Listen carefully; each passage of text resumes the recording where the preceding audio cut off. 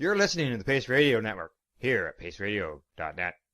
The views expressed by the individuals during this broadcast are their own opinions, and they may not be the same as those of their group or other organizations they may be involved with.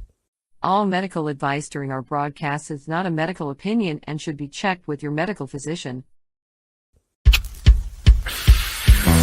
Oh yeah, baby, that's lovely.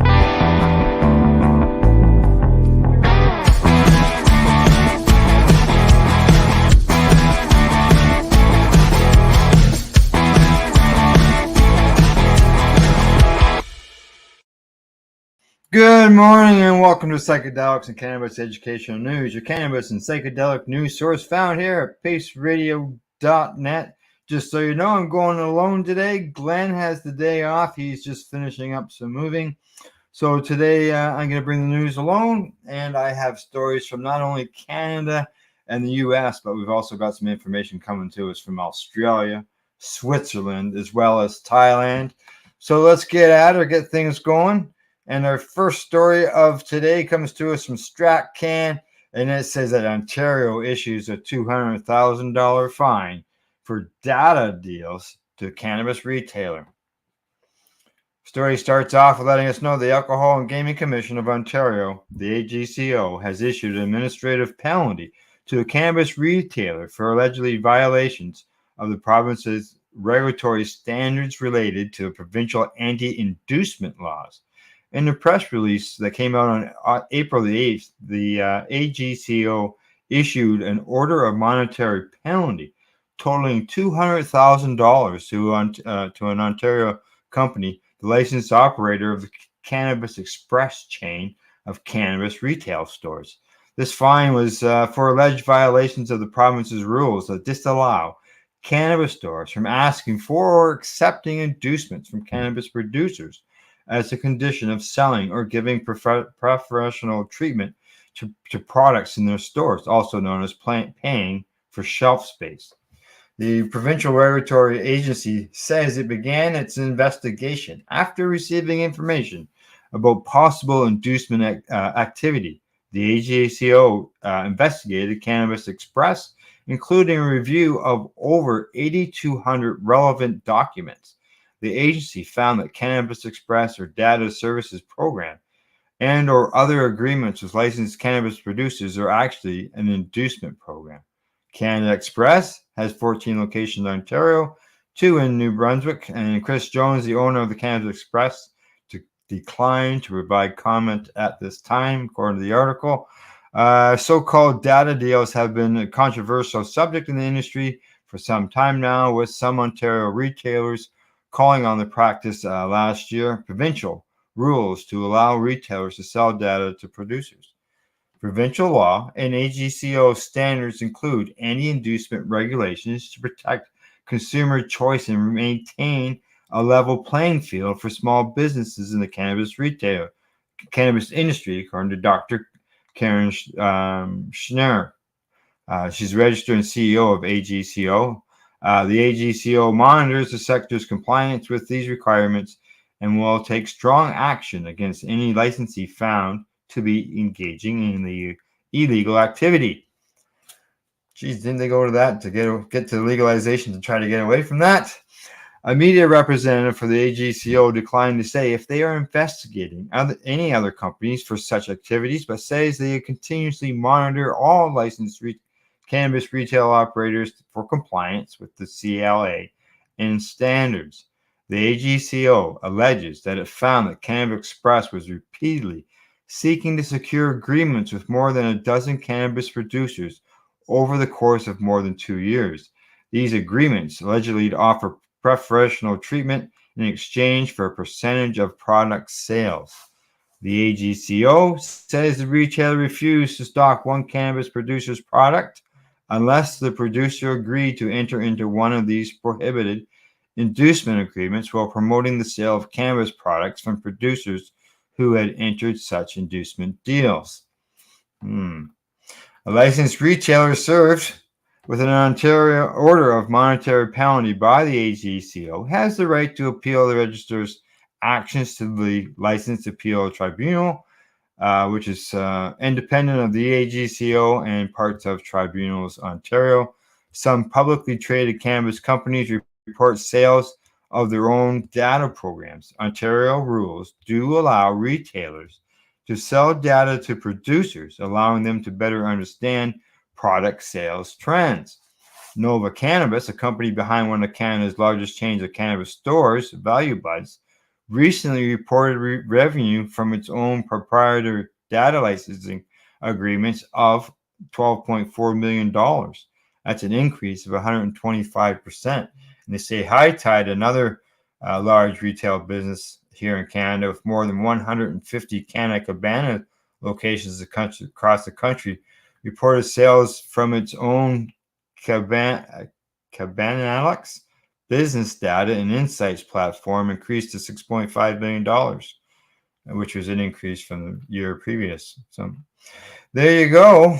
Got some heavy fines coming out. I saw some people questioning online whether that the HCCO had the rights to put in a monetary fine. Nothing in there on that saying that they weren't allowed. So if they're not, and as the article mentions, they can't appeal that. So I'm sure I would think that they're probably going to appeal it, being that it is such a huge fine, and see what happens. I'm sure there'll be a follow-up story, and we will cover that when it comes out. So I will make my way on to the next story. And this one here, I would say is good news for people in if they're dealing with access issues. Like here in Ontario, there's still some small towns that don't have access to cannabis stores, and Ontario's not the only place, because it's happened in BC, surprisingly, and here we go.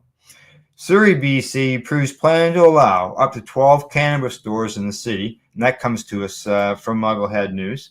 And the headline on this, as I said, they've allowed 12 stores, and let's see what it has to say. After more than 5 years since Prohibition ended in Canada and over a year of debate at City Hall, the Surrey City Council has approved a plan to allow up to a dozen dispensaries within the municipality. The council reached a decision on the matter Monday night. They said it will begin accepting applications from those interested in setting up a shop within Surrey city limits within the coming months. The motion passed by council says the city will have a 60-day application window to receive applications in one or more community areas at a time. 2 dispensaries will be permitted in each of the city's 6 communities. That would be Whaley, City Centre, Cloverdale, Guildford, South Surrey, Newton, and Fleetwood. They must be situated over 200 meters from community centers, schools, and recreation centers. One of the council members had requested that places of worship be added to that list.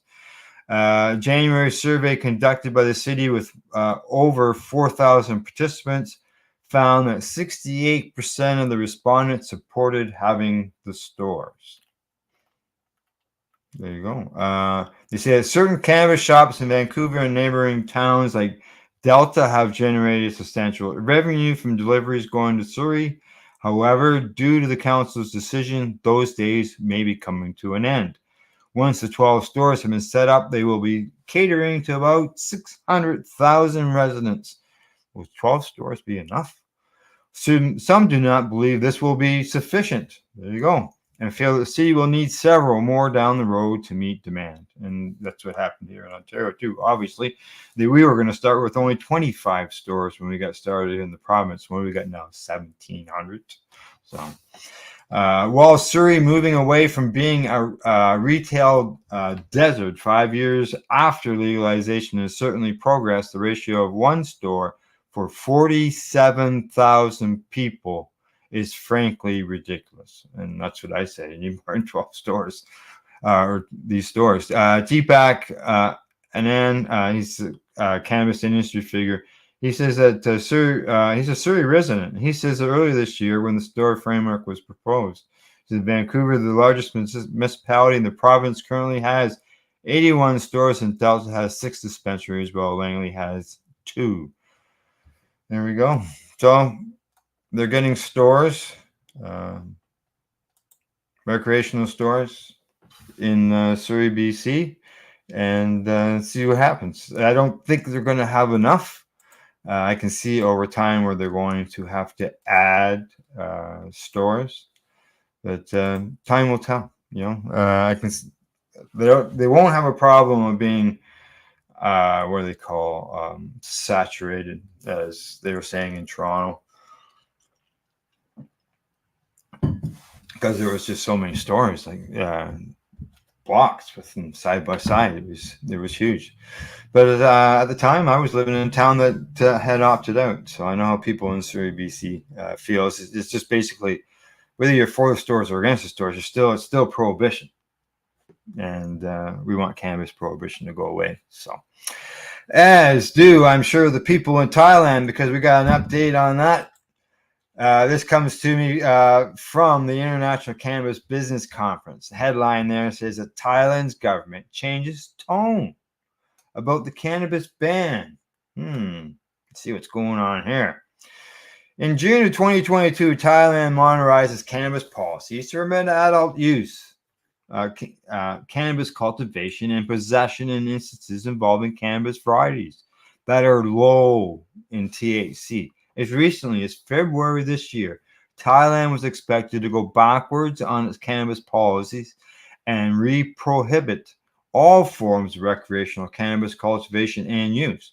When Thailand reformed its cannabis policies back in 2022, it was a monumental shift for a nation that is located in a region that has long been home to some of the harshest cannabis penalties on earth, including nations that still use the death penalty for cannabis-only offenses.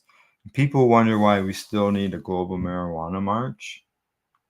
That's a good reason right there. People are still being put to death for cannabis offenses. It's brutal. At the time, Thailand's policy shift, the measure was hailed as an amazing achievement for the global cannabis reform, with cannabis being removed from Thailand's list of banned substances. Thailand's new approach involved permitting households in the entire country to sign up to legally cultivate low THC cannabis plants. Low, like hemp numbers, okay?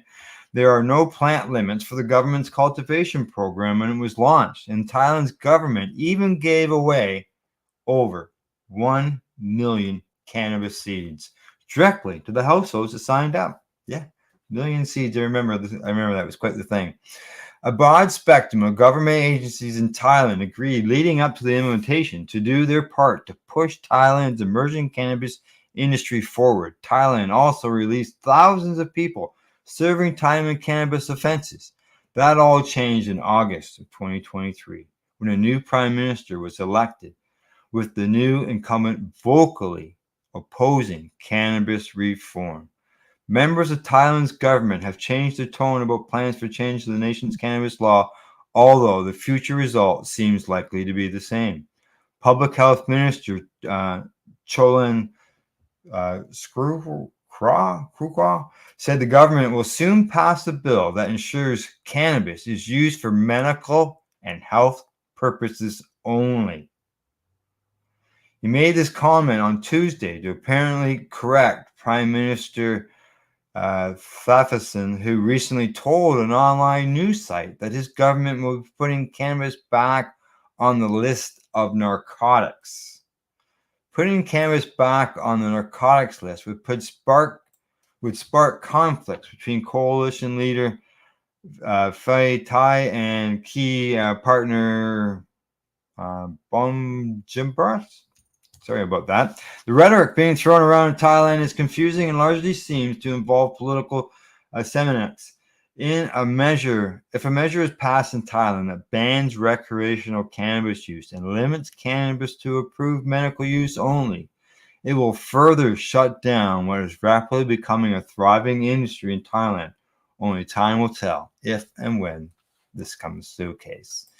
And this has been ongoing there in Thailand. It's either it's legal or it's recreational legal, and then they got this new government and they're saying no, it's not going to be recreational, it's going to be medical. And we keep getting different reports on it going back and forth. And in the end, the new government, the people elected that new government, and if they elected the new government, they should have known that plan ahead of time, because they could lose their recreational cannabis out of all this, and that would be unfortunate. And just all it took is a change in government. And after celebrating, everybody's on a big high of that coming through, and then all of a sudden, just as if a trap door drops below their feet. So, alrighty, on to the next story. This one comes to me from StratCan. Headline on it says that the OCS says decline in high THC flower following launch of the testing program. Yes, this will get into a bit of a backstory, I would assume. The OCS says they have seen a decline in the number of high THC products in its catalog after launching a testing program earlier this year. The Ontario Cannabis Store launches its temporary THC testing program on January the 4th. Earlier this year, under the program, the provincial cannabis wholesaler has been selecting high THC cultivars coming into its warehouse for secondary testing. Any products with secondary testing results inconsistent with the THC levels posted on their label are subject to further scrutiny, including a potential return to vendor for relabeling, which is good for the consumer. A representative from the OCS tells StratCan that several products it carries have also been relabeled with lower THC ranges since the program began. The issue of high THC products, primarily cannabis flower, is contentious in the cannabis industry and not limited to Canada or to the regulated market. It's true. Well, research often shows that the THC percentage in most cannabis flower is in the high teens to low 20s.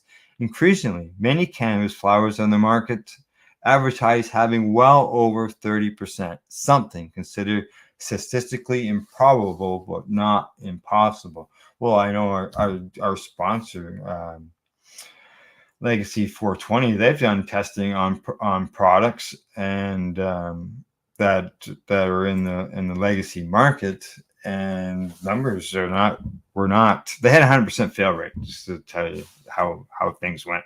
I don't know how many things that they tested, but they had 100% failure rate. So the goal, says OCS, is to not only check against specific label claims, but also to evaluate the larger claims and concerns that many cannabis products, especially cannabis flower products, have highly inflated THC levels on their labels. The OCS will not share commercially sensitive information publicly, says the spokesperson. The purpose of the OCS temporary THC testing program is to gather information and evaluate industry reports of inaccurate THC label claims on legal cannabis products. We look forward to leveraging our findings to further engage government and industry partners in support of testing and sampling standards. That's one of the things that people in authority positions have been saying. Well, you can't trust what's going on in the legacy market. Those numbers could be all completely inaccurate. And here we are in the legal market. That's what's happening. So it's good to see. I look at it anyway. It's good to see that there is somebody sort of checking back to see if these numbers are accurate. The OCS covers the cost of testing, which is done through a third-party lab, as long as that lab is doing it properly. Any product within an acceptable range variance, plus and minus 15%, will be released for sale. Note, a plus or minus 15% refers to the variance from the label claim. It does not refer to actual percentage points. For example, a product labeled at 20% THC could be allowed to fall within about 17 to 23%, because 15% of 20% is 3%. So anywhere between 17 and 23%, 20% being the average. So it's right. Producers whose products fall outside that range have 5 days to dispute any results they find that their product's true THC level is not aligned with what is stated on the label. If disputed, the OCS will send it back to the same third-party lab for more testing. If it fails again, the product will be sent back to the producer at their cost. Witten also says that the OCS has not included product calls for high-THC products in its last 7 assortment needs bulletins, which are published 4 times a year before each product call launch. The OCS is committed to working with government and industry partners to ensure consumers have confidence in legal cannabis products. We thank our network of licensed producers for the patience and cooperation as we continue to roll out this new temporary program. This is what they say. Concerns around the THC inflated numbers have prompted many in the industry, from labs to producers, consumers, and retailers, to call on the federal and even provincial governments to do more to ensure that THC levels reported on labels are accurate. In 2023, Rob O'Brien, the CEO and CSO of Super Research and Development in Kelowna, shared his independent testing results online from 46 different cannabis products he purchased from BC cannabis stores. Last year, Health Canada also announced it was launching a data gathering program in cannabis markets in Canada that will include sampling and testing of both legal and illegal products currently in the market. As part of the program, Health Canada's Regulatory Operations and Enforcement Branch, Cannabis Laboratory, will randomly purchase cannabis products from authorized retailers in Canada. It will also work with various law enforcement agencies to test samples of illicit cannabis products. And they say that Health Canada routinely inspects the facilities to make sure that they're all up to snuff. It's sad that they have to do this, but it's not fair to the consumer. In the end, it's just like buying a house sight unseen, for example, being told it's 2,500 square feet, and when you arrive, it's only 1,500 square feet. That's not right whatsoever. I see I got myself a message here. G'day, Hector. How you doing, buddy? Hector and I are friends. He's presently out west, right here from good old Ontario. Ran the Freedom Fields, a naturist ranch. Very big cannabis supporters. Flew the flags up there in support of cannabis, and helped educate people there as well. I did some seminars, cannabis seminars, at their location. All right, one more story before I go to break. And this one comes to us from the MJ Biz Daily, and the headline on that says, NC, which would be North Carolina District Attorney, vows to enforce law when tribal cannabis dispensaries open. Uh-oh, this isn't going to work out good. A potential showdown, have to agree, between law enforcement and a Native American tribe is brewing in North Carolina, where a district attorney has vowed to enforce state law once the state's first medical cannabis dispensary opens later this month. The grand opening of the Great Smoky Cannabis Company, operated by the Eastern Band of Cherokee Indians on their 57,000-acre Qualla boundary west of Asheville, is scheduled for April the 20th. It will be only operating a dispensary in North Carolina, where neither medical or adult use cannabis is legal. Once sales begin, state law will continue to be enforced outside tribal boundaries, District Attorney Ashley Hornsby Welch said in an April 3rd statement, according to the Asheville Citizen Times. The report said, "We do not pick certain laws to enforce and ignore others. We respect tribal sovereignty, and we respect the Eastern Band of Cherokee Indians' right to enact tribal laws. In North Carolina, the cultivation, distribution, and possession of cannabis remains illegal, and will continue to enforce the state law of quality boundary. Exactly what Welch plans to do is unclear. North Carolina is one of only 10 states without access to adult use or medical cannabis. However, sovereign Native American nations have launched legal cannabis programs on tribal land throughout the United States. The ECBI legalized medical cannabis in 2021, and tribal members voted to approve adult use legalization last year.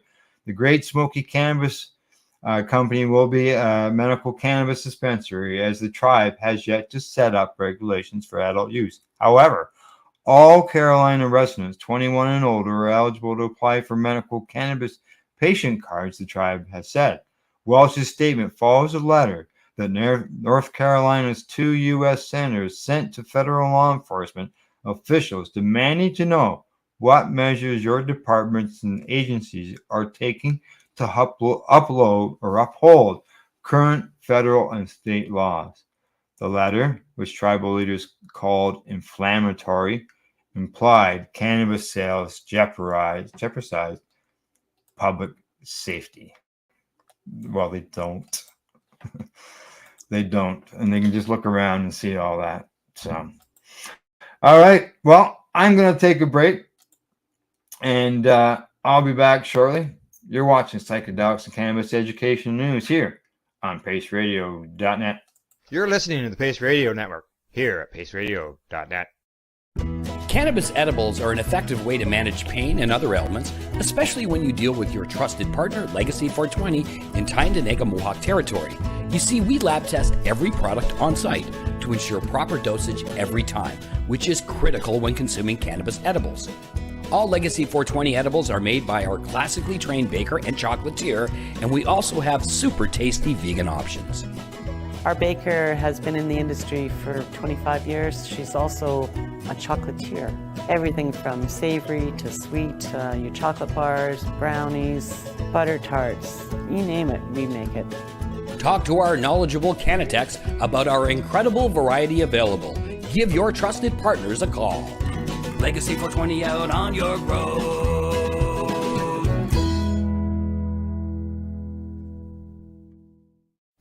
In February of 2022, the Victoria Cannabis Buyers Club and Ted Smith were fined $6.5 million. This for helping 8,500 patients with access to medical cannabis.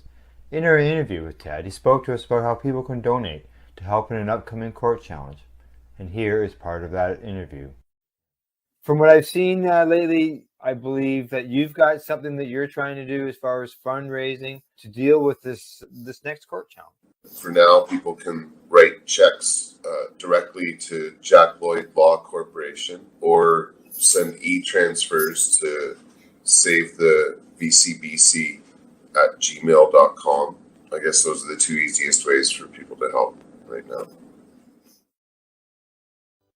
PACE Radio is the People Advocating Cannabis Education Radio Network. Limestone City Hydroponics is Kingston, Ontario's hydroponics shop. Take your growing to the next level and create the optimal environment with a tent kit, or maximize your yield with an ebb and flow flood table kit. Either way, Limestone City Hydroponics has more sizes and options to fit your needs. Are you looking for the power of the sun that adapts to your budget? Then look no further, as they have professional grow lighting. They have indoor grow systems that are easy and cost effective, with many options to fit your living space and lifestyle. Cultivate your growing potential. We have everything you need to succeed. And if you can't make it to the store, they offer local delivery to the greater Kingston area.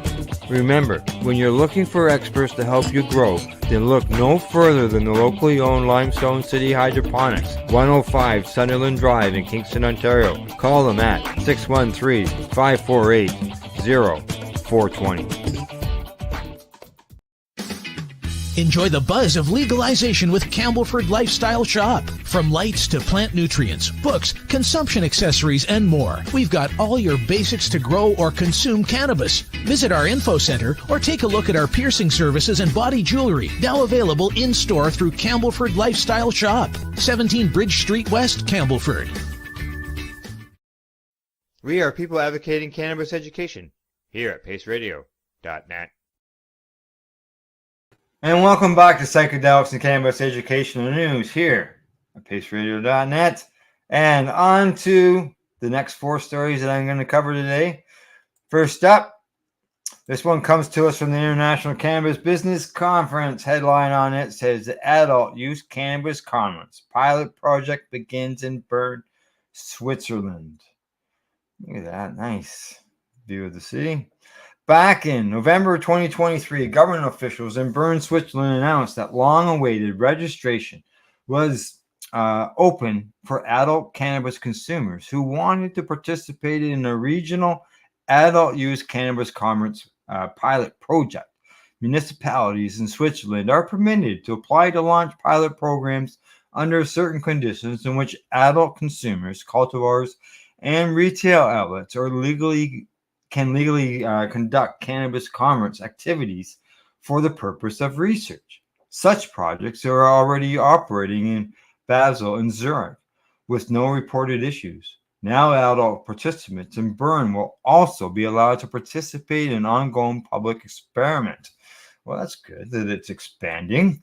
This study is being conducted by the Institute of Primary Healthcare at the University of Bern, the cities of Bern and Lucerne are also involved. A total of over 1,000 people from the 3 cities are expected to take part.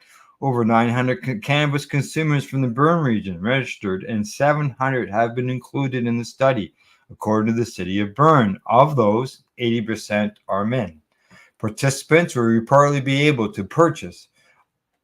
make purchases of 10 different products as part of the program in Bern. In total, 7 trials are underway in Switzerland to some degree, from accepting registrations to being fully operational. Recreational adult use cannabis commerce pilot projects are also in existence in Netherlands, similar to Switzerland, where an estimated 15,000 adults are participating in the trials out of a nation population of nearly 9 million people. The cannabis commerce pilots in the Netherlands are fairly small in size and scope. You wonder, after all these years of it being low tolerated in the Netherlands, even though it wasn't legal, why would they have to start a pilot program? They would think they'd have all that information, but I guess not. They say that Germany is also expected to launch regional adult use cannabis commerce pilot projects. However, the size and scope of the German project are expected to be much larger comparatively. So there we go, Switzerland getting on board and expanding their program. Spread legalization around the world. It's what we got to do, and get it so that nobody's being hung and no one's being jailed for cannabis offenses, and those who need it for medical purposes can access it tax-free too. Let's not forget about that. We shouldn't be putting sin taxes on something that's improving people's health, especially those that are sick. All right, on to the next story. This one comes to me from the Entrepreneur. This is that Minnesota set to expunge 60,000 cannabis-related misdemeanors by May. You hear that, Canadian government, who just is not doing ours properly.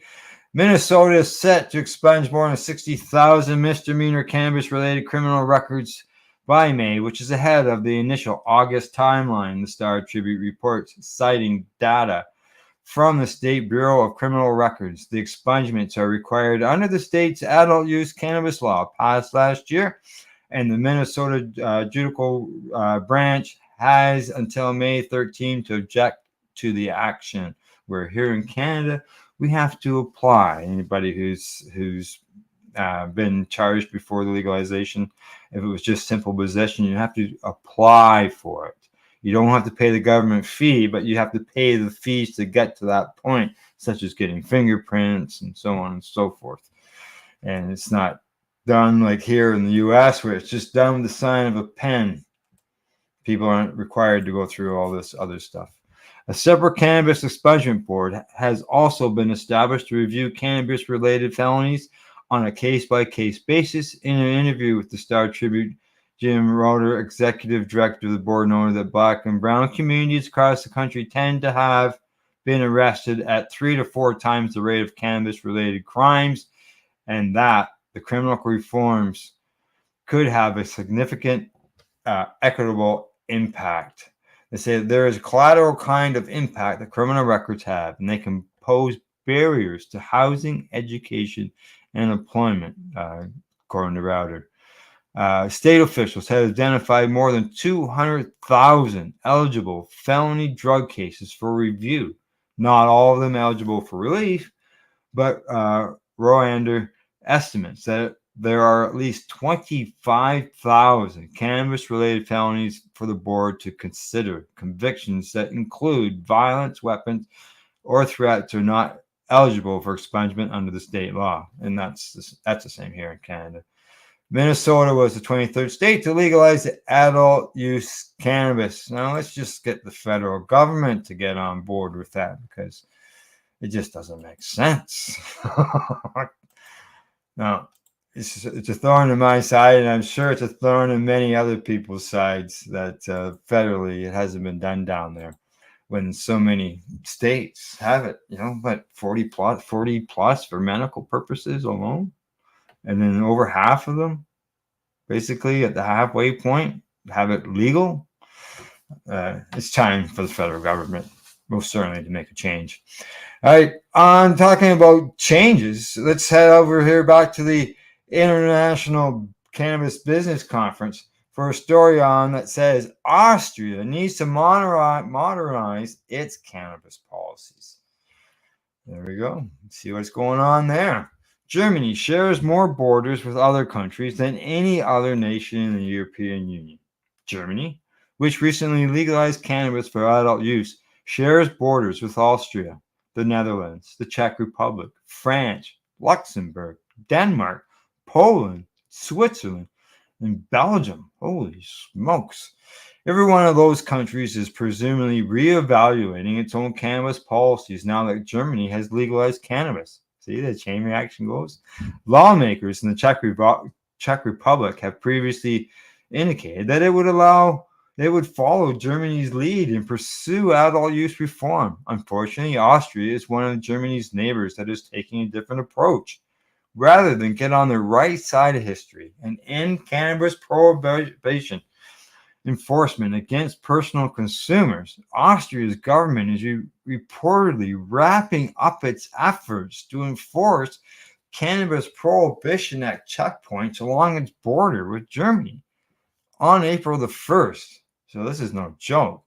Germany's cannabis laws changed from prohibiting cannabis for recreational use to permitting adults to cultivate, possess, and consume cannabis.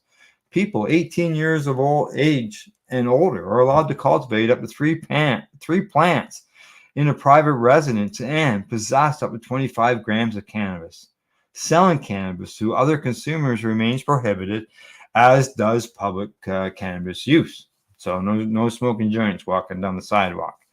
In reaction to Germany's policy change, Austria is planning to institute a heightened focus on cannabis prohibition enforcement at checkpoints along the Austria-Germany border. Now, according to Minister Gerhard Karner, he says, the police will conduct intensified checks, particularly in areas near the border, to take addictive substances and drivers under the influence of drugs out of circulation. This is about protection of all road users. Minister Karner also indicated that law enforcement officers in plain clothes and impairment recognition specialists from regional transport departments will be deployed at checkpoint areas as part of the stepped-up enforcement effort. If history is any guide, clinging to prohibition is going to continue to be a failed strategy in Austria. To be clear, no responsible cannabis consumer is encouraging anyone to drive impaired, nor is anyone recommending that consumers try to smuggle banned substances across borders. What reasonable, sensible people are recommending is that Austria remove consumers' incentives to seek cannabis from unregulated sources, whether it be from inside or outside of Austria, by modernizing the nation's cannabis policies to prevent adult use cannabis activities. Cannabis is now legal to cultivate in Malta, Luxembourg, and Germany, as well as Uruguay, Canada, and many parts of the United States. Court decisions in Mexico, Italy, and South Africa also provide some level of protection for personal cultivation. In addition to private cultivation, Germany will soon permit non-commercial cannabis clubs to operate, similar to what is already in place in Uruguay and Malta. Germany will also eventually launch regional adult use cannabis conference pilot programs, similar to what is already operating in Switzerland and the Netherlands, but presumably on a much larger scale. Momentum for reform is picking up in many parts of the globe, with Europe being particularly active. The writing is on the wall for cannabis prohibition on the European continent, and Austria would be wise to modernize its cannabis policies and then reallocate public resources that are currently directed towards enforcing failed prohibition. Yep, gotta agree with that. End the prohibition over there in Austria, and a lot of your citizens this, so basically you're going to criminalize cannabis because you're worried about people driving with cannabis use. People are going to go to jail because you're worried that people are going to be driving while they're high. Well, why don't you enforce the road rules like this? They have those recognition experts, use them in the country. Don't force everybody who's entering the country to go through something like that. It's just, make it legal, bring it to the forefront. So, all right, on to my last story of the day, and that's right here. And it comes from good old Canada, and this article comes to me from the Green Market Report. Headline says Canada's Optimi Health to ship psilocybin to New Zealand Psychedelics Research Center.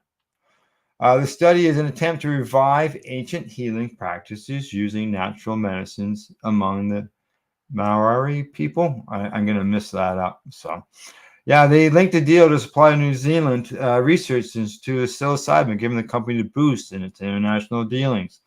Although Optimi already has a psychedelic footprint in neighboring Australia, the new supply deal with the Manita Medical Research Institute on behalf of the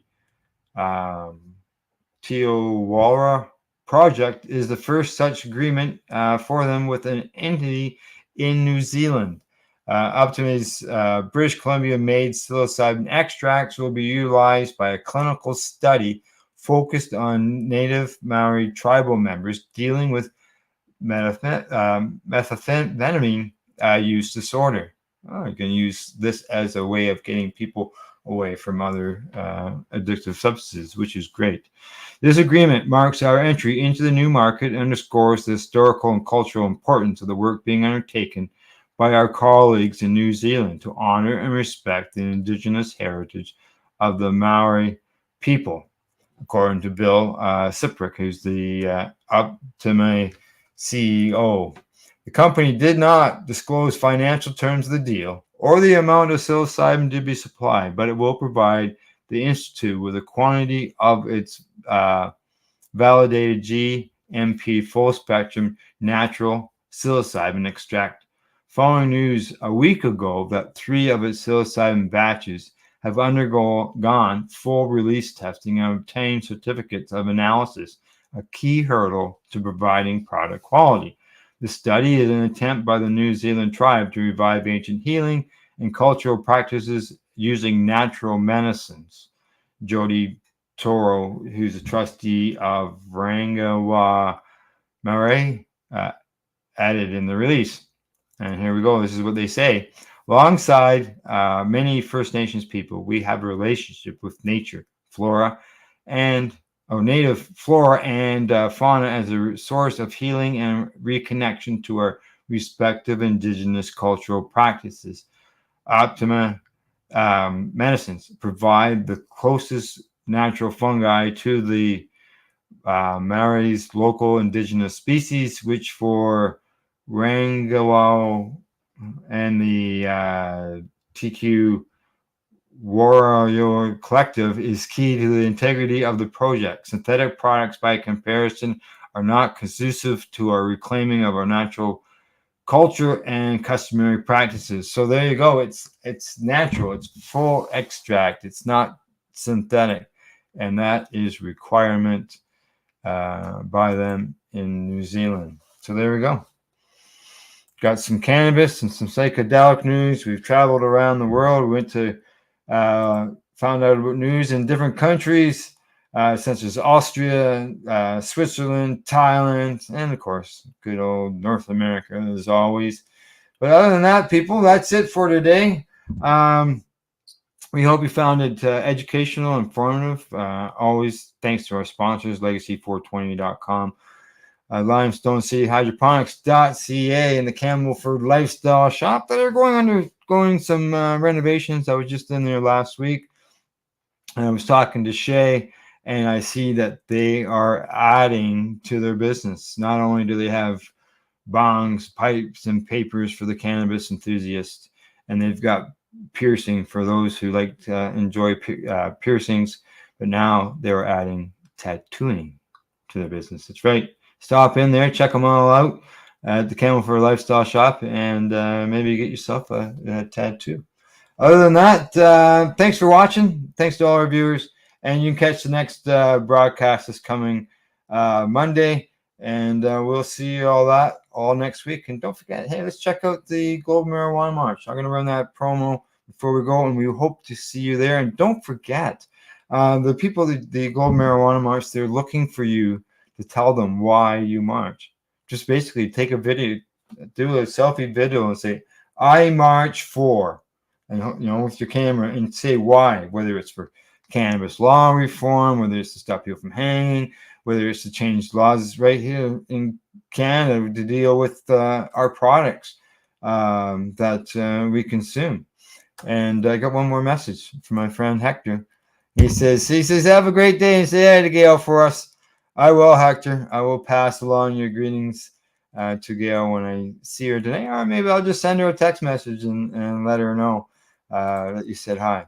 And other than that, people, we will see you all at our next news report. Bye-bye. You're listening to the Pace Radio Network here at paceradio.net. The opinions of the individuals during this broadcast are their own, and may not be the opinions of their group or other organizations they may be involved with. All medical advice during our broadcast is not a medical opinion and should be checked with your medical physician.